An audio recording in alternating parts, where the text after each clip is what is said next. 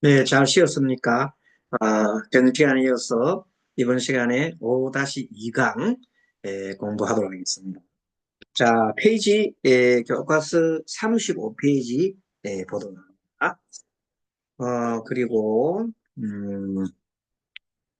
함께 PPT 화면을 또 보도록 할까요?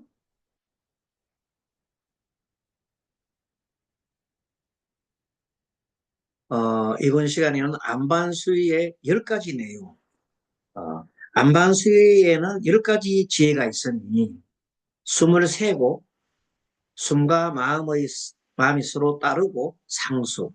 숨을 세는 건 수식이고, 숨과 마음이 서로 따르고, 그리고 상수지요. 마음이 숨에 머무는 것, 지. 그 다음에 자제로운 상태의 관, 자제로운 상태의 관과 자신에게 돌아오는, 진리로 돌아오는 거죠. 자신이 돌아오는, 진리로 돌아오는 또 깨끗한 상태의 정. 그리고 네 가지 진리, 고집 멸도를 말. 이렇게 해서 수수지간 환정 6가지 플러스 네 가지 고집 멸도를 더하면 10가지가 되죠. 그래서 이것을 10가지 지혜라고 합니다. 안반수의 10가지 지혜. 안반수의 10가지 내용인데 그냥 내용이 아니라 지혜의 내용인데 지혜의 내용입니다. 자, 그리고 10가지 지혜를 이루니 이른바 37풍경을 합하여 행위에 이루어진다 이랬는데 10가지 지혜 내용에 특히 사성제와 더불어서 도에 이르는 37가지의 방법, 37조도품, 도에 이르는 길을 도와주는 37가지의 방법들을 말합니다. 그런 방법을 합하여 행이 이루어진다. 35페이지하고 36페이지를 참조를 하면 되겠죠. 우리 35페이지 여러분들 교과서 35페이지 함께 보겠습니다. 자, 35페이지를 펴보시면 안반수의 10가지 내용이 이제 나오고 그 중에서 특히 이제 하나하나 보겠습니다. 일단은 첫째, 35페이지 첫째 호흡이 안반수에는 호흡이 들어오고 나감에 집중을 하는 것으로서 10가지 지혜가 있는데 첫째는 술을 세는 것. 술을 세는 것. 술을 세는 것. 가장 손쉬운 것부터 하죠. 술을 세는 것이 참 쉽습니다. 예. 둘째는 상수로서 호흡과 마음을 서로 따르게 하는 것. 자, 호흡에다가 마음을 따라가지고 보는 거죠. 마음이 밖으로 나가지 않게 호흡에 따라서 이렇게 계속 관찰하는 겁니다. 그러면 그것을 상수라고 따라간다. 마음의 호흡을 따라가니 상수라고 합니다. 따를 상자. 이는 마음을 그치는 것이다. 코끝에다가 그 마음을 두면 마음이 그치죠. 물론 콧구멍 하는 게 아니에요. 다 아까 지난번 시간에 배웠던 배꼽에, 배에다가 의식을 두는 법도 있습니다. 뭐, 여기 있는, 이마에 있는 여기 인당에 두는 법도 있어요. 인당에 두는 법은 약간 처음 초보자한테는 위험합니다. 예, 여러 가지 부작용이 있습니다. 그래서 코가 무난하고, 그 다음에, 단전에 두는 것은 더욱더 무난하다. 마음이 그친다는 것은 호흡과 마음이 하나가 되어서 한 곳에 머무릅니다. 뭐가? 호흡과 마음이 하나 되어가지고, 어디에서 한 곳에 머문다. 코끝에 머문다. 우리 계속 하고 있잖아요. 숨 들어 마시고 하면서 들어 마시고 코끝에다가 억지하고 호흡에다가 마음이 와 있어요. 내쉴 때. 코끝을 항상 주의하면서 코끝으로 마음이 숨이 들고 나가는 것을 의식을 하게 되면 마음이 여기 딱 코끝에 머물러 있잖아요. 마음이 코끝에 머문다. 넷째는 마음이 호흡에서 떠나 마음에서 호흡이 떠납니다. 마음이 호흡이 떠나 외계의 사물을 대할 때도 잡생각 생각 없이 안주하게 된다. 이제는 호흡을 떠나서 방의 상태가 되면 호흡 전체와 들숨과 날숨 전체를 바라봅니다.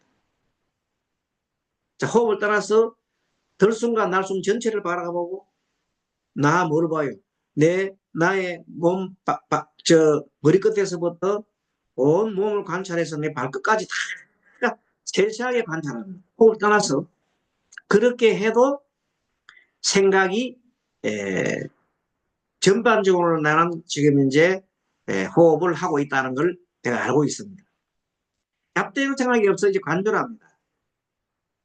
그러면 관의 상태에서는 내가 자유롭게 마음을 이게 가고 싶으면 이게 가고 저게 가고 싶으면 저게 가고 그러더라도 마음이 고요함을 잃지 않습니다. 관의 상태에서는 마음이 내가 어디로 가더라도 어디에 가고 싶으면 머리에 두고 싶으면 머리에 두고 코에 두고 싶으면 코에 두고 느낌에 두고 싶으면 마음이 느낌에 가고 그 다음에 마음에 두고 싶으면 그 마음이 내 생각의 어느 부분에 가 있고 그 다음에 모든 현상에 내가 관찰하면 마음이 현상에 가. 소위 말하는 침수진법이 일어나기 시작합니다. 관에서. 그래서 관에서는 비파사나가 일어난다고 하잖아요. 그것이 관입니다. 그리고 다섯 번째는 내 마음이 이제 그 관을 통해서 마음이 외부로 막 나가 있던 것을 걷어들입니다. 걷어들이 가지고 외부에 나가 있는 마음들이 탐심가성의 어리석음 같은 그런 마음들이 막 갔다라 하면 이제 받아들이 가지고 안으로 들어옴으로써 마음을 아주 고요하게 잡된 생각을 다 물리치는 상태가 되겠죠. 그러면 오직 진리 이제는 진리로 봅니다. 모든 것을 진리에 비춰봅니다. 무상에 비춰보고 모든 것이 무상하고 모든 것이 뭐하고 모든 것이 고고 모든 것이 있는 법이다 하는 것을 비춰보면서 보게 되면 자동적으로 내 마음 안으로 이렇게 쭉 들어옵니다. 그것이 본래 상태로 자기 마음 자리로 돌아오면서 환이라고 합니다. 환. 여섯 번째는 그렇게 들어오거나 마음이 너무 고요하겠죠. 그리고 그 어디에도 들림이 없는 상태가 되니 청정동심입니다. 이렇게 해서 여섯 가지 우리는 수수, 수식, 그 다음에 상수, 지, 관, 한, 정 이렇게 여섯 가지가 기본적인 안반수의 기본 여섯 가지 지혜죠. 여기다가 네 가지 지혜를 더 들어갑니다. 고진멸도 사성제를 더하면 10가지가 되죠. 그래서 10가지의 지혜가 된다. 그렇게 설명이 되어 있습니다.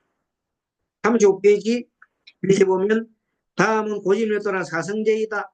청정한 본심에 이르면 일체가 괴로움이라는 사실을 알게 된다. 그렇죠. 또한 괴로움의 원인과 그것을 없애야 하는 것도 알게 된다. 드디어 올바른 길도 알게 된다. 이처럼 10가지가 모두 이루어지면 안반수위가 완성이 된다. 10가지가 다 되면 안반수위가 완성이 되겠죠. 그럼 도인이 되겠죠. 여기서 10가지 완성을 할 때 도와주는 37가지 법이 있으니 그것을 37 도품 여러 가지 깨달음을 얻는 37가지 수행법이라 한다. 도는 지혜 곧 깨달음을 말한다. 자, 그러면 37 이 품과 그럼 37품과 우리가 말하는 10가지 지혜를 말했잖아요. 어떤 관계가 있을까? 표를 하나 만들어 놔야겠는데 36페이지에 그 표를 같이 함께 교과서를 보겠습니다. 이거 중요한 표입니다. 설명을 천천히 할 테니까 여러분들이 메모하실 분은 메모하십시오. 표에 37 도품, 안반수의 10가지 10힐, 10가지 힐이라고 하는 것은 아주 교묘한 방법을 말합니다. 10가지 지혜라고 하면 됩니다. 지혜의 상관계. 10가지 지혜가 37 도품을 연결했습니다. 앞에 여러분 표지 왼편에 안반수위는 맨 처음 우리가 수직, 상수, 지, 관, 한, 정 요까지는 우리가 이미 묘문이라고 해서 너무 공부를 많이 했다 지금까지. 마지막에 사성계 사제를 붙였어요. 여기까지입니다.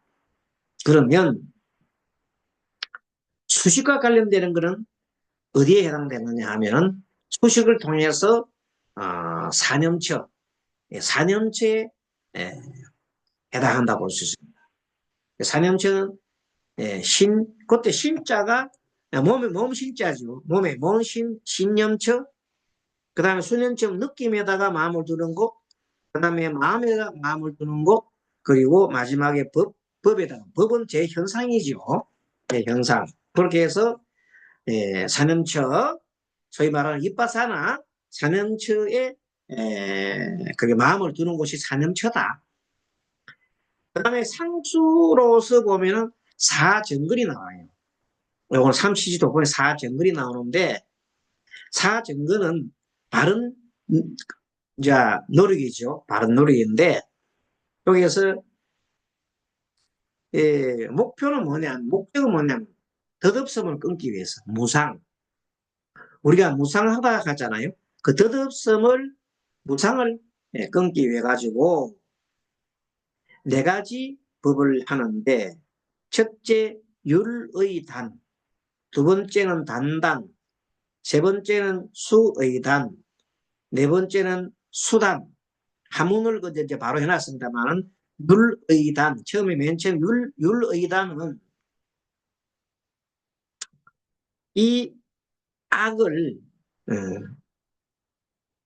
생기지, 악이 만약에 생기지 않았어요. 악이 아직 생기지 않았으면 생기지 않은 악을 생기지 않도록 노력하는 것. 말하자면 계를 지키는 거죠. 계를 지키는 거. 율의 단. 율이 나왔죠.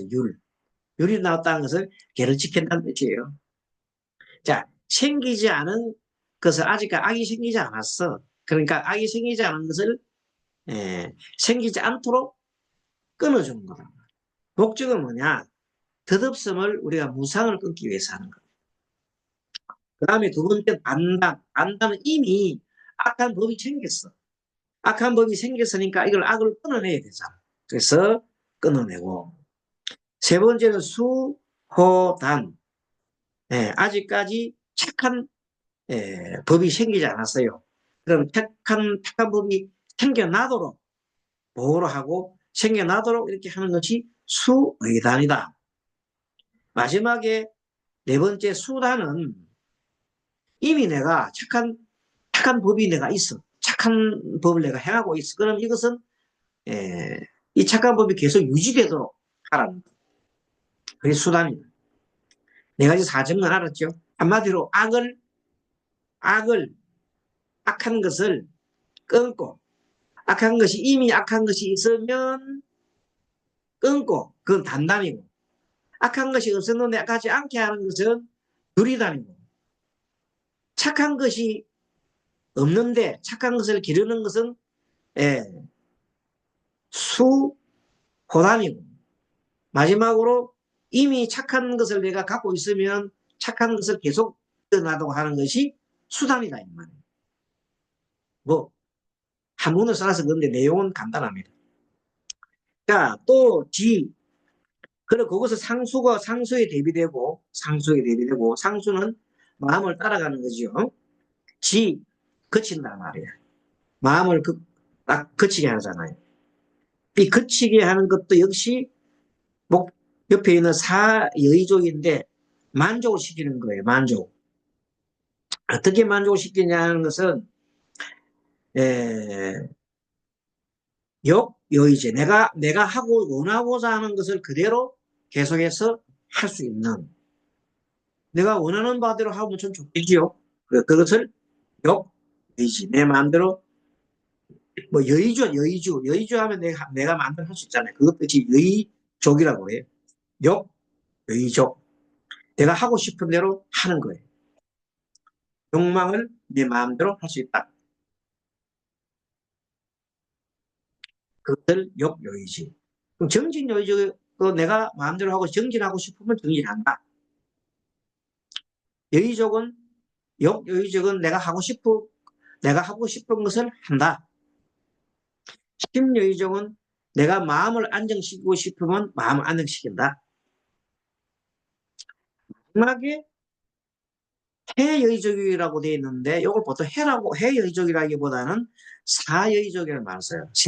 내 생각을 내 마음대로 이렇게 한다. 마음을 마음대로 부리는 거죠. 그렇다면 이렇게 마음을 부릴 수 있으면은 대단한 능력이죠. 자, 관은 오근과 관계.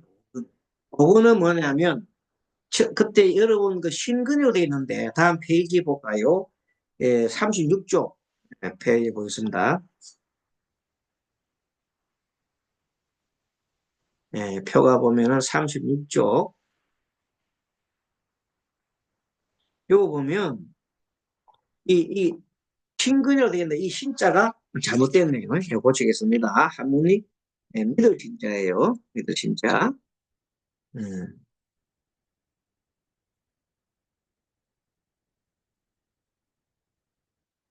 예. 하다 보면 조금 이렇게 신근.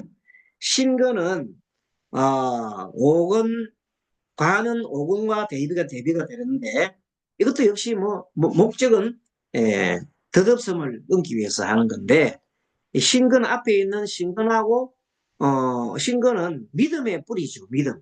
뭐니 뭐니 믿음이 있어야 돼요. 믿음 뿌리, 정진의 뿌리. 그때 염은 어떤 의미냐면 불태전, 물러나지 않는 마음입니다. 불태전의 뿌리. 그 지옥의 정근이라고 하는 것은 선정의 뿌리, 선정. 선정 우리 정 배웠잖아요. 마음을 고요하게 집중하는 선정이라고 했잖아요. 해거는 지혜의 뿌리. 화는 마지막 화는 돌아오잖아요. 돌아오력이라는 거, 오력. 이제 오근 오력 정도 되면 엄청난 힘이 생겼다는 오력. 오력이 뭐냐면 신념의 믿음의 힘, 정진의 힘, 정진의 힘이 대단한 거죠. 또 염의 에, 생각의 힘, 정력 이것은 말하자면 선정의 힘. 역시 이때 환도, 염력도 불태전 돌아가지 않는 것. 해력은 지혜의 힘입니다. 마지막에 정, 수수지간 환정의 정은 칠각지와 관계, 칠각지. 일곱 가지의 깨달음의 가지요. 깨달음의 종류, 깨달음의 종류가 여러 가지가 많은데 어떤 것이 깨달음이냐? 깨달음의 가지인데 핵법각지라고 하는 것은 예, 핵법각지고 핵법 각지라고 하는 것은 법이 많아요. 그 많은 법을 골라야 됩니다. 법을 선택을 해야 돼요. 법을 선택을 할 수 있는 그런 깨달음이죠. 이 법을 이렇게 적용해야 되겠다. 이건 핵법각지. 뭐때문에 법을 갖다가 이렇게 선택하는 거예요. 두 번째 정진각지는 정진을 내가 법과 같이 행해서 나가는 법답게. 법답게 계속 해 나가는 것이 정진입니다. 정진이 뭘까요? 법대로 하는 것이 부처님 가르침대로 하는 거예요. 법이 부처님 가르침. 부처님 가르침대로 계속해서 해 나가는 그 깨달음의 그 방향이 그런 가지다. 바로 정진각지고 희각지는 뭐냐면 나쁜 것을 멀리 했을 때 나쁜 것을 멀리 했을 때 번뇌를 소멸했을 때 오는 즐거움, 기쁨을 말합니다. 네 번째 사각지는 사각지. 사로 여기 버릴 사자잖아요. 이 사각지는 현실로 양변, 양극단을 버린 거. 양극단을 버려서 중도로 가지고 양극단을 버려서 중도로 간 그것이 사각지라는 거예요. 대각분, 대각분은 모든 망상을 다 제하고 나니까 심신이 고요한 깨달음에 드는 것을 제각지라고 하고 정각은 선정이죠, 선정. 선정의, 선정의 깨달음에 드는 겁니다. 염각지는 말하자면 마음을 방일하지 않고, 게으르지 않고, 오직, 바르게, 바르게 이렇게, 바른 마음을 가지게 잊지 않고 바른 마음을 가지는 것이 방일하지 않게 하는 것이 염각이라. 이렇게 해서 점은 칠각지와 대응이 되고, 마지막 사제는 여러분들 팔정도는 대입이 되는데 사성제는 팔정도에 대비가 되죠. 자, 우리 말 안반수위의 맨 마지막에 네 가지 그 고지멸도란 지혜 있잖아요. 네 가지 성스러운 지혜가 팔정도와 대비가 된다. 37도 법문. 그건 잘 아는 내용입니다. 보면 정견, 정사유, 정업, 정업, 정경진, 정령, 정경. 뭐 여러분 잘 알지만은 앞에 있는 이 정견은 여러분들 해, 지, 저, 우리가 공부하는 사막을 닦을 때 개정해, 사막할 때면 해, 그걸로 해. 개정, 정은 여러분들 정정전에서부터 정정까지가 정에 해당한다. 정에 해당한다. 자, 이 정념은 여러분들 바른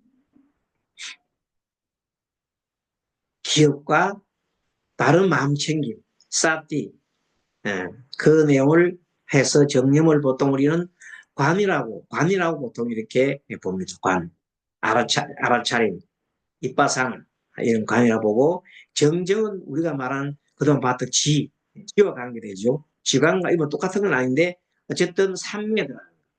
정정은 삼매에 들어가고 정념은 입바사나와 같은 그런 이쪽에 배경이 됩니다. 그리고 새까맣게 된 정사유는 요거는 정사유는 생각이니까 마음이죠. 마음. 의에 해당하고 정언은 말에 해당하고 구에 해당하고 정업은 바른 업이에요. 이때는 신에 해당해요. 신구의 삼업을 앞에 여기에는 의업, 정언은 구업, 정업은 신업 이렇게 해서 신구의 삼업을 한다. 그리고 여기서 앞에 말하는 정념은 바른 기억이라고 하면서 뭘 기억하냐면 정견을 기억하는 거예요. 정견의 팔정도, 정견의 사성제를 기억을 하라. 사성제. 사성제를 기억을 하면은, 정념이 된다. 그리고, 인연법을 기억하고, 무상과 무아와 삼법인을 기억하는 거죠. 그렇게 해서 알아차림하는 거다. 그렇게 하면 정정에 들어가서 고요한 마음에 머문다. 삶에 든다. 이렇게 보입니다. 뭐, 이 정도 하면 설명이 어느 정도 되겠죠. 자, 이렇게 해서 밑에 설명을 좀 들어가면,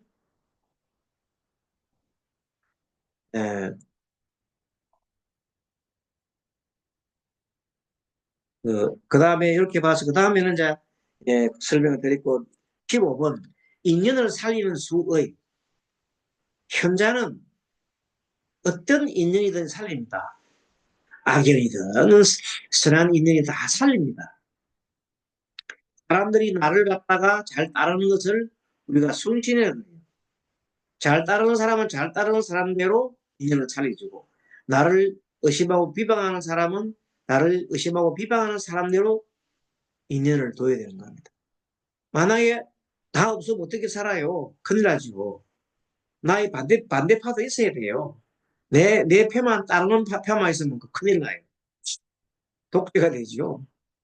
다 그냥 반대도 있어야 돼. 모든 것이 고통도 있어야 뭐 돼요?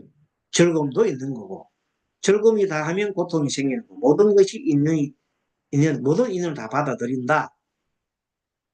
모든 인연을 받으려면 마음이 커야 될까요? 작아야 될까요? 마음이 엄청 커야 되잖아요. 마음이 허공처럼 넓어야 되잖아요. 그러니까 그런 마음을, 허공 같은 마음을 가진 사람이 우리가 말하는 대인이다, 현인이다, 현자다 이렇게 하는 겁니다. 자, 수인은 등불과 같아서 두 가지 인연이 있는데, 하나는 어둠을 부수는 것이고 하나는 밝음을 보이는 것이다. 어둠을 부수고 밝음을 보이는 것은 사실 이거는 동절의 앞뒷면이에요. 어둠을 부수려면 밝음이 있어야 어둠을 부수잖아. 밝음 없이는 어둠을 부수 있어요? 어둠을 부수는 밝음이 있어야 되죠. 수위는 어리석음을 부수고 지혜를 보이는 것입니다. 어쨌든 지혜를 밝혀서 어리석음을 없애는 거죠. 수위는 마음이 그때 이제 마음이 의로 할 때, 이때 의는 어떤 의지작용, 행 이런 거죠. 자, 마음이 인연을 따라 생겨나서 인연을 받는하여 인연을 꽉 붙잡아가지고 하는 것을 이 붙잡아 있는 것을 우리가 놔야 되죠. 그 집착이 없으니 이것이 수이다. 호흡에 정신 집중을 하면 우리가 호흡을 정신에 집중을 하게 되면 호흡을 의식하죠. 그러면 이것은 마치 등불이 밝게 비추는 것 같다. 말하자면 등불이 주변에 있는 어둠을 싹 비추는 것 같다는 겁니다. 의식을 내가 마음을 어디다가 둔다?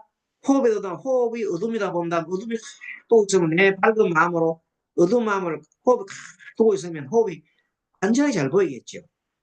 그럼 내 마음이 그 한 곳에 딱 집중하잖아요. 여러분 밤에 캄캄한 밤에 후레쉬를 탁 켜면 후레쉬 있는 쪽에 모든 집중되잖아요. 그런 현상. 그렇게 내 마음이 밝음에 쭉 볼 때 인간 본성은 밝고 깨끗해요. 한편 주변에 어두운 구름이 있습니다. 그러나 인간의 본성은 원래가 밝고 깨끗한데 그 주변에 이렇게 구름이 쌓이는데 무슨 구름? 번뇌의 구름이 쌓였다는 겁니다. 번뇌의 마음이 쌓였다는 겁니다. 그 번뇌의 마음을 싹 걷어내고 나면 안에 청결한 마음자리가 나오잖아요. 그래서 우리가 호흡을 하고 호흡 집중한다는 것은 그 번뇌를 이렇게 걷어내는 방법입니다. 그리고 바로 집중해서 마음자리로 들어갑니다. 수위는 상대되는 가치를 인정해서 어디도 집착이 없는 중도로 갑니다. 수위라는 것은 그래서 나를 잘 따르는 것이다. 나를 비방하는 사람이라도 그것은 다 인연입니다. 그래서 나를 잘 따르는 순신이나 나를 의심하는 그 비방하는 의방이나 모두가 인연임을 알고 현자는 그 어떤 일은 잘 살리가는 거죠. 자, 그렇게 해서 30, 그 정도 하면 인연을 살리는 수에 대해서는 아마 설명이 끝났습니다. 자, 37페이지 16번 세 가지 정신집중 바로의 교과서를 보면 그러므로 현명한 사람은 어떤 것이든 인연을 살린다. 그래서 나를 믿고 따르는 사람도 나의 벗이요. 나를 의심하고 비방하는 사람도 나의 벗이라 생각한다. 그래서 수위를 통해 이러한 세계가 이루어진다. 참 좋은 말이죠. 이 말은 우리가 참 해결해야 됩니다. 어떤 그 사람도 나의 벗이요. 그러니까 나를 갖다가 욕하고 한다 하더라도 내가 뭔가 잘못이 있는 걸 내가 살펴보면 되잖아요. 그럼 내가 잘못된 거 있으면은 반성을 하고요. 잘못된 것도 없는데도 막 욕을 할 수가 있어요. 그러면 상대가 얼마나 마음이 불쌍한 마음을 가졌느냐고 맞춰보고 그를 어떻게 불쌍한 마음을 바라보면 되겠죠. 있습니다. 자, 그 다음에 예, 세 가지 예, 정신 집중에 대해서 바라보겠습니다. 자, 수위에는 세 가지가 있으니 첫째는 지켜서 생존하지 못하게 하는 것이요. 둘째는 이미 생긴 것은 마땅히 못서게 하는 것이요. 셋째는 이미 행한 일은 마땅히 뒤에서 뉘우쳐서 억만급이 지나도 다시 하지 않는 것이다. 지키는 것과 수와 마음, 의는 각기 다르다. 시방의 일체를 깨달아 알되 그것을 범하지 않고 보호함이 바로 지키는 것이 되고 그 무의를 깨닫는 것이 바로 마음이다. 이것이 수이다. 이렇게 여러분 읽어보시면 뭔 말인지 사실은 잘 모르겠지요. 요거를 호흡을 통해서 우리가 항상 생각해야 됩니다. 호흡을 생각합니다. 자, 우리가 마음을 하게 집중을 해서 이렇게 코에다가 코끝에다가 마음을 두게 되면 마음이 집중이 된 상태입니다. 그 마음이 굉장히 집중이 아주 잘 되면 고요한 상태가 유지가 됩니다. 그리고 다른 흔들리거나 잡된 생각이 일어나지 않습니다. 그런 상태를 뭐라고 그래요? 삼매를 삼매. 삼매에 들면 고요한 상태가 유지되고 흔들리지도 않고 잡된 생각이 일어나지 않잖아. 집중이 잘 돼가지고 꼿꼿해 딱 머물지 너희 꼿꼿해 딱 머문다. 그 삼선이라 했나요? 삼선. 자, 우리가 숫자에 집중을 해가 잘 마음이 고했을 때는 우리가 뭘 그래? 일선, 상수. 마음이 계속해서 따라가면서 그 마음 따라서 그 호흡 따라서 마음이 이렇게 계속 유지돼서 다른 데로 사지 않고 있으면은 제2선. 삼선은 콧구멍에 마음이 고하게 머물면 삼선이죠. 그 고요한 상태가 유지되고 흔들리지 않은 뭐 잡되는 생각이 일어나지 않으니까 이거는 삼선 정도 되겠죠. 어쨌든 그렇게 해서 정신 집중 세 가지 방법 중에 하나가 그런 상태가. 두 번째는 정신 집중했는데 처음에 고요한 마음이 열어졌어. 근데 어떤 원인이 의해 가지고 마음이 다시 흔들렸단 말이야. 그 흔들리는 상태에서 다시 내가 고요한 마음 돌아가야 되는데 돌아가지 않고 흔들리는 상태가 계속 유지되고 있다. 그럴 수도 있겠죠. 처음에 정신 집중 중에서 마음이 계속 유지되는 경우. 두 번째는 고요한 마음이 이루어졌지만 마음이 흔들려서 지금 현재 흔들린 상태에서 다시 고요한 마음으로 돌아가지 못하는 상태가 있다. 세 번째는 고요한 마음이 이루어졌어요. 그리고 이제는 다시 내가 흔들리지 않도록 노력을 하는 의지작용을 냅니다. 그리고 다시는 흔들리는 마음이나 잡된 마음이 일어나지 않게 내가 하는 겁니다. 이렇게 세 가지 경우가 있습니다. 예. 뭐 어렵지 않죠. 이 내용들은 한번 37페이지에 내용을 가만히 봅니다. 자, 마음이 한 곳에 집중되어 움직이지 않는 상태가 세 가지가 있는데 하나는 한 곳에 머물러 고요한 상태를 유지하면서 코끝에가 마음을 둔단 말이에요. 다시는 흔들리지 않고 잡되는 생각이 일어나지 않는 것이고, 둘째는 이미 고요한 마음이 이루어졌으나 다시 마음이 흔들려가지고 이제 흔들린 마음이 없어지지 않아요. 세 번째는 이미 일이 이루어졌으므로 그 마음을 간직하기 위해서 언제까지나 잘못되지 않도록 하고, 다시는 흔들리거나 잡되는 생각이 일어나지 않게 해야 된다. 좀 전에 설명 같은 거예요. 수행을 통해서 마음을 조복하는 마음을 얻으면은 수행을 통해서 마음을 조복하는 마음을 얻으면 마음이 고요한 상태에 머물러 38페이지 들어가서 맨 뒷단 다시 흔들리지 않게 항상 어디서나 나 자신과 함께 합니다. 그렇죠. 불교 명상은 대상의 정신을 집중하여 한결같이 머물러 있도록 하는 관법입니다. 그렇습니다. 한결같이 머물러 있게 하는 관법입니다. 나는 대상에 마음을 집중해가지고 그 실상을 깨닫는 것이에요. 관은 위파사나를 그랬잖아요. 알아차림 하는 거잖아요. 곧 수위와 일맥상통한다. 관이 그 수위와 일맥상통한다. 실상을 깨닫는 것은 진리이므로 어둠을 대상으로 비추어서 그 공성을 바르게 보는 것이다. 좀 어렵게 표현하는데 쉽게 말하면 호흡을 통해서 내가 뭘 깨달았어요? 이 모든 것은 변화하는구나. 생명하는구나. 알았어요. 두 번째는 뭘 알았어요? 들숨이 있으면 날숨이 있고, 날숨이 들숨이 있고, 모든 것이 관계해 있구나. 한 짝은 없구나. 이렇게 전체를 보는 시각을 우리가 뭐라고 해요? 관계의 선을 보는 것이고, 그 한쪽만 있을 수 없다는 것을 무아라고 했잖아요. 그래서 무아의 원리를 터득했고, 마지막으로 어느 한 변에 들숨에 집착을 하게 되면 고통이 생겨서 날숨이 일어나고, 날숨이 거기에 가서 집착을 하게 되면 또 고통이 생겨서 들숨이 되고, 이렇게 해서 중간중간에 고가 생기는 거예요. 어떤 바라는 마음 끝에는 반드시 고가 생기고, 그 때문에 또 다른 곳으로 가게 되고, 그 다음 갔다가 또 돌아오고, 고가 중간에서 이렇게 왔다 갔다 하게 되는 뭐예요? 무슨 역할을 합니까? 마음을 바꾸는 역할을 한다는 말이에요. 그래서 그도 상당하게 좋은 거예요. 병을 알아봤기 때문에 병 안 걸리도록 건강 유지하도록 열심히 운동하잖아요. 건강에서 생기고. 건강을 잃은 사람은 고통을 받기 때문에 더 이상 건강을 잃지 않으려고 노력하잖아요. 그런 의미에서 고도 필요한 거예요.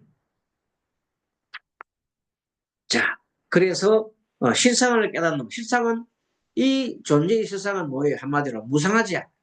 또 뭐예요? 무하잖아. 또 뭐예요? 봅니다.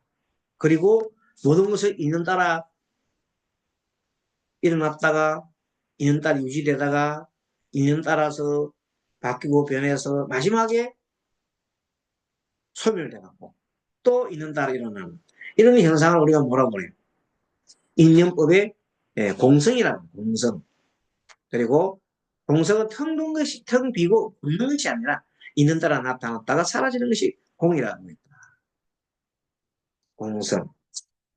그리고 호흡을 보면 공이 어디에 나오냐면 들숨과 날숨 사이에 딱 관찰해 보면 그 사이에 들숨도 아니고 날숨도 아닌 사이에 있다는 거예요. 근데 그때 들숨을 할 때 만약에 공이 머물고 공성이 머물렀다면 잠시는 들숨과 날숨도 아니지만 곧 날숨으로 바뀌지 않으면 보통이 일어난다. 그것이 인연법이다. 그래서 날숨이 일어날 수밖에 없고 날숨에 가서 또 들숨과 날숨의 사이에 잠깐 공이 있더라도 곧 마음이 뭐로 바뀌어요. 이렇게 공성으로 마음이 또 들숨을 쉬지 않으면 안 되기 때문에 고통이 일어나잖아요. 그렇게 들숨을 쉴 수밖에 없는 마음이 일어나. 그래서 들숨의 행을 하는 겁니다. 자, 이제 17번에 안반의 여러 가지 지금 뜻을 얘기하고 있잖아요. 안반의 뜻 중에 수의에 대한 이번 시간에는 그동안 안반에 대한 공부 많이 했는데 수의에 대한 공부를 합니다. 수의의 네 가지 즐거움. 자, 수의에 대한 네 가지 즐거움인데 원하는 것을 아는 즐거움, 법을 아는 즐거움, 그침을 아는 즐거움, 가능한 것을 아는 즐거움. 이렇게 쭉 나열을 해놓으면은 좀 우리가 이해하기가 좀 그렇습니다. 그래서 올바른 호흡으로 몸과 마음이 안정될 때 나타나는 징표, 이렇게 호흡을 통해서 우리가 이제 이렇게 알아보는 겁니다. 자, 호흡을 할 때 숨을 쭉 들어 마시고 난 다음에 끝까지 숨을 들어 마셨어요. 끝까지 숨을 들어 마시고 난 다음에 반드시 내쉬고 싶은 마음이 일어나요. 그때 그 의도가 내쉬에 한 의도를 우리가 알아차려요. 숨은 의도를 알아차리잖아요. 아, 그 의도 때문에 호흡을 확 내쉬는 겁니다. 끝까지 내쉬었다가 다시 거기에 달하면 다시 들어 마시고 싶은 의도가 먼저 일어나잖아요. 숨을 의도를 하고자 하는 말을 했을 때는 즐거움이 나는 거예요. 자, 숨을 마시려고 했는데 다 마시면 엄청 즐겁잖아요. 그러다가 또 내쉬어야 돼요. 내쉬어야 될 때는 다 내쉬면 더 즐겁잖아요. 그때는 중간에 뭐가 들었어요? 고가 들었지, 고가. 고통을 잠깐 우리가 느꼈다가 고를 싹 해결하면서 엄청 즐거운 거잖아요. 고가 해결될 때 즐거움입니다. 화장실에 가서 응가를 볼 때 엄청 응가 보기 전에는 정말 배가 아프고 난리 났는데 화장실에 앉아놓으면 걸터앉으면 그냥 시원하게 나올 때 얼마나 시원한 느낌입니까? 아마 여러분도 다 마찬가지잖아요. 그건 배설의 즐거움이에요. 고통을 당하다가 그냥 배설하면 뭐 좋은 거 별로 없는데 엄청 배가 아프고 막 그냥 힘들다가 하고 누울 때는 그냥 배설의 즐거움이 있다. 법을 아는 즐거움. 모든 존재의 실상을 알고 존재의 실상이 뭐라 그랬어요? 무상하고 무하고 모든 것이 관계 있고 그걸 다 알면 세상 모든 것이 다 이치가 보이거든. 모든 것이 인연과 원인 관계가 있다는 거야. 그런 법을 알면서 실상을 알고 볼 때 그때 내 마음이 거기에 머물러 있을 때 즐거움이 확 일어나는 거예요. 아는 즐거움이요. 법을 아는 즐거움. 그치면 아는 즐거움. 야, 그쳐야 돼. 정신 집중으로 해서 심한 마음의 눈이 확 열려가지고 사물을 명확하게 명확이라 되어 있네요. 글자가 여러분들 나눴습니다. 명확하게 파악하는 제목입니다. 그리고 그럴 때는 이 고통도 즐거움이 된다는 거예요. 그렇잖아요. 엄청난 지금 호흡을 숨을 갖다가 들으시는 숨을 너무 쉬어야 내쉬어야 되는데 못 내쉬었을 때 고통이 막 왔을 때 고통을 전환해서 내쉬는 호흡을 하게 되면 엄청난 즐거움이 생기잖아요. 그때 예, 즐겁다. 또 네 번째는 즐길 만한 것을 아는 즐거움. 들숨의 극지에 상쾌함이 있어요. 조금 전에 날숨의 극지에도 편안함이 있어요. 즐거움이 있어요. 그래서 인생의 고라는 사실을 알 때 그걸 통해서 즐거움이 오는 겁니다.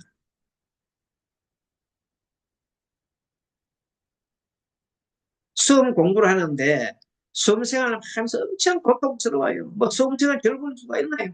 고통을 해가지고 수험 끝났어. 생활 끝났어. 해방된 즐거움 있잖아요. 거기다가 학교까지 해봐. 뭐 그걸 이런 말할 수 없잖아요. 그래서 고에서 해방되는 즐거움도 좋다. 모든 것이 무상한 것을 실감을 하고 그 무상하기 때문에 변화하기 때문에 이 무상이 여러분 무상하기 때문에 무상이 나쁜 게 아닙니다. 무상하기 때문에 우리가 늙고 병들고 하기도 하지만 무상하기 때문에 우리가 발전도 하는 거예요. 무상하기 때문에 깨달음을 가는 거잖아요. 무상이 없으면 깨달음을 할 수가 없어요. 변화.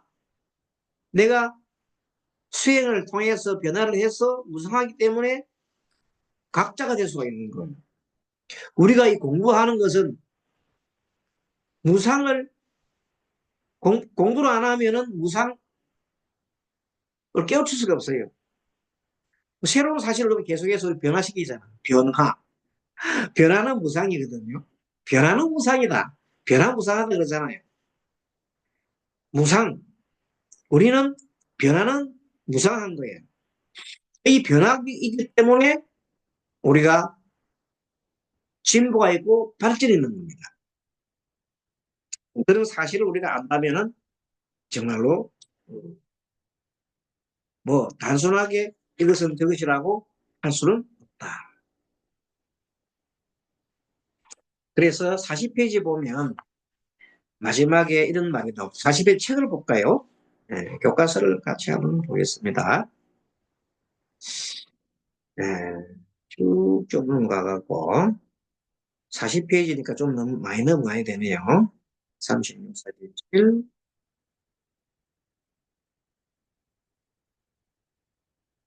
30, 세 가지, 조금 전에 세 가지 정신 집중에 대해서 봤고, 그 다음에 네 가지 즐거움 공부했죠. 지금 공부했고,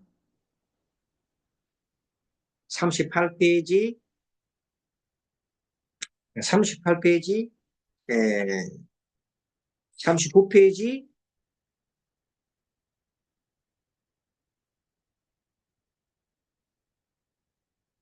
네, 40페이지. 40페이지 한번 읽어보겠습니다. 페이지 정신 집중은 모든 존재가 지니고 있는 가치의 한계 내에서 충분히 즐기고 즐거움을 얻는 방편이다. 그렇죠? 정신을 집중하게 되면 지난번 시간에 얘기했잖아요. 우리 인간은 불안한 존재라고 했잖아요. 항상 불안해요. 불안한데 불안이라는 것은 불안 반대로 뭐예요? 마음이 평온한 상태잖아요. 불안이 제거되거나 마음이 얼마나 평온한가요? 그래서 왜 불안한가? 사람은 누구나 생명체가 모두가 불안한 겁니다. 뭐 하기 위해서? 죽음에 대한 두려움 때문에 불안한 거예요. 그래서 죽음에 대한 불안을 해치하기 위해서 잠시 잊어야 돼. 잊으려면 어떻게 해야 돼? 마음을 어디에가 두어야 돼.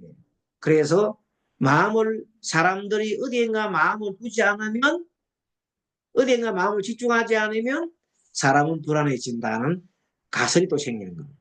실제 그것을 학자들이 증명을 해냈습니다. 요즘 다 실험을 하잖아요. 실험 되게 많은 사람들을 실험을 통해서 얻은 결과가 사람들은 어디인가 집중을 하지 않으면 마음이 불안하다는 내용을 알게 됐습니다.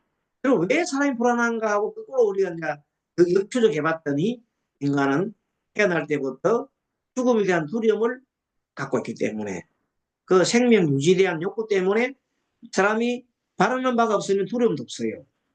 바라는 바가 뭐예요? 살고 싶은 욕망, 안전에 대한 욕망 등등등 있습니다. 생존의 욕구에 대한 욕망들. 그래서 거기서부터 일어나는 것이 우리 욕구가 있는데 그 욕구를 충족하지 못하면 불안해집니다. 안전에 대한 욕구가 없으면 굉장히 불안하잖아요.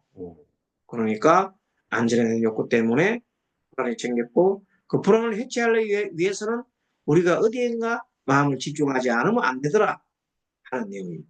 그래서 부처님께서 그 마음 집중하는 방법 중에 하나가 호흡에다 집중하는 놀라운 사실을 발견하신 거예요. 그래서 나온 게 안반수이경이잖아요. 아나빠나사티, 예, 들숨 날숨에 대한 마음 챙김의 경이잖아요. 대단한 경전입니다. 이 경전. 모든 선정의 우리 불교 선정의 기본이 되고 또 기초가 되고 너무나 쉽고 또 이 호흡을 통해서 바로 우리가 바로 뭘 받으세요. 삼법인을 알아낼 수 있고 무장무학고를 알아낼 수가 있고 공을 알고 뭐 이거보다 더 좋은 게 없어요. 이걸 확실하게 알게 되면 이 위치를 확실하게 터득해 버리면 8만4천 법문이 싹 다 들어오는 거예요. 그래서 40페이지 정신 집중은 모든 존재가 지니고 있는 가치의 한계 내에서 충분히 즐기고 즐거움은 방편이다 그랬어요. 그리고 붓다는 인생을 고라고 하셨습니다. 우리 고라고 그죠? 호과 호 사이에 고가 있지요. 고. 그런데 인생이 고라는 사실을 모르는 사람은 인생이 즐겁다는 사실을 알 수가 없습니다.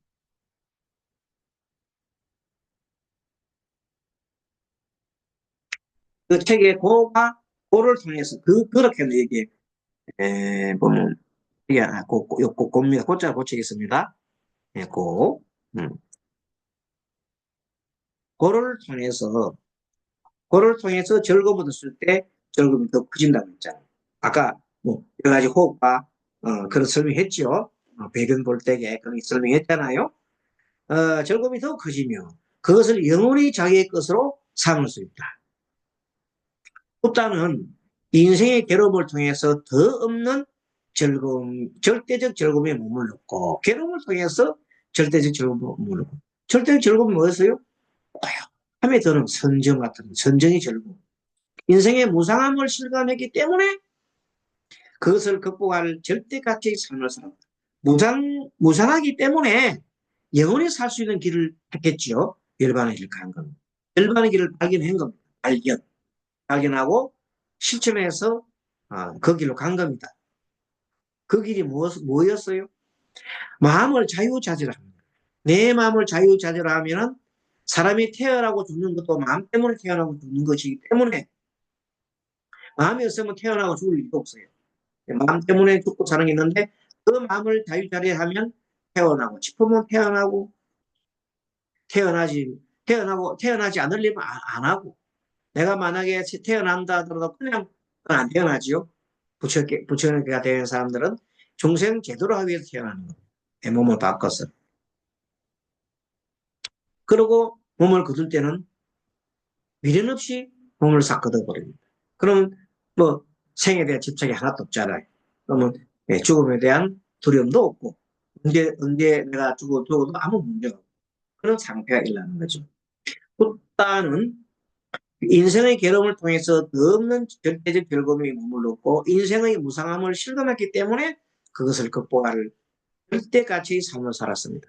보통 그래서 그걸 모르면 불교는 무상하다며 무상하면 그게 뭐야? 아무것도 없는 거 아니야? 뭐, 잘할 이유가 뭐 있어? 그게 아니에요. 불교는, 거기에서, 어떤 탐심이나 성냄, 의성 같은 이런 번뇌를 소멸하고 나면 더욱더 마음이 고요해져서 큰 마음이 일어나지요. 우주 같은 마음. 그래, 모두를 하나로 안는 마음. 하나로 다 감싸 안는 마음이 생긴다. 그 무슨 마음이요? 일심. 그리고 더 나아가 그 다른 말을 표현하면 동체 대비. 그 마음이 일어나니까 그 마음을 가진 자는 그 무엇을 다 받아들이잖아요. 안 받아들일 게 없잖아요. 다 받아들일 거잖아요. 힘이 분별이 나올 수가 없다. 그럼 그 마음을 그런 상태에서는 너무나 좋은 평안한 마음이기 때문에 그 마음을 가졌다 하면은 내가 이 마음을 가지고 평온하고 행복하니 주변 사람들한테도 함께 나누자. 그것이 붓다가 한 일이 아닙니까? 우리는 그 부처님을 본받았어. 예, 함께 부처님을 향해서 나아가고 있잖아요. 부처님을 지금 본받는 거죠. 그래서 불교는 고를 깨달아서 낙으로 가는 가르침이며 불교는 고를 깨달아서 낙으로 고를 깨달아서 낙으로 가요. 그것도 영원한 낙이죠. 상락 아성이라고 하잖아요. 그리고 무상을 통해서 어, 영원한 삶을 사는 것이다. 그러니까 꼭 무상해서 그냥 우울하고 뭐 그냥 염세적으로 가는 거는 불교를 잘못 본 거지요. 그리고 고통스럽다며 그래서 불교를 고라하면 거기다가 빠지면 안 된다는 고를 통해서 낙으로 가는 법을 가르쳤고 무상을 통해서 영원한 삶을 사는 가르침을 가르친 것이 부타였습니다. 그러니까 우리는 그것을 통해서 정말 불교의 진가 부처님 가르침의 위대성을 다시 한 번 더 체감하고 이 안반수경이란 아나파나사티 들숨날숨으로 이 삽질을 통해서 우리는 수많은 그 진리, 많은 진리, 또 많은 깨달음을 한 걸음 한 걸음 이렇게 나아가고 있는 겁니다. 자, 그럼 다음에는 41쪽에 보면 2장 안반수의 실천 원리. 지난번에까지는 뭐냐면 안반수의 이제 근본 원리죠, 근본. 안반수의 이제 어떤 에, 원리가 어떤 원리가 있는지 하는 데 대해서 우리가 이제 안반수의 근본 원리에 대해서 공부했다면 이번 제 41페이지부터는 안반수의 실천 원리에 대해서 공부를 하겠습니다. 원리도 또 공부를 하고 같은 우리가 이제 조금씩 진도가 좀 나아가고 있습니다. 그럼 다음 시간에는 제6강 안반수의 실천 원리에 대해서 알아보도록 하겠습니다. 오늘 수고 많았습니다.